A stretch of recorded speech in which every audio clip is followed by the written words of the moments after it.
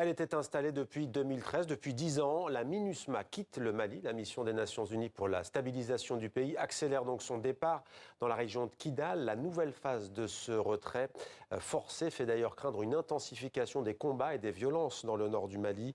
Les précisions de Jean-Luc Eguezier. Ménaka, en août dernier, la mission des Nations Unies a amorcé son départ du pays.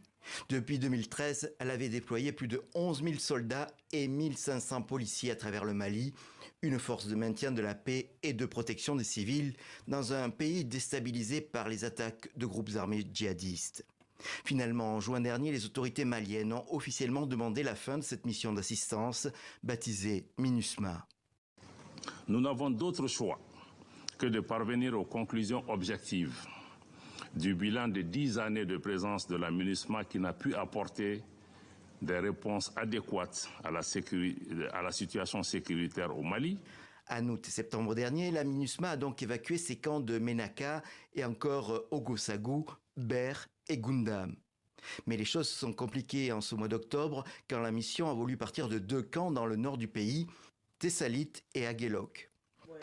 Dans cette zone, l'ONU est sous pression aussi d'un mouvement séparatiste à dominante touareg. Le départ accéléré selon la MINUSMA de Tessalit s'est achevé samedi. Le camp aurait été transmis à l'armée malienne. Et ce lundi, Aguelok a été fermé selon des témoins pour qui la base serait actuellement vide.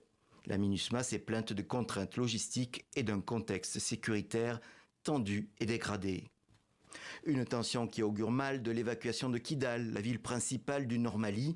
Elle est prévue pour la mi-novembre et les différentes parties en conflit pourraient se disputer la ville.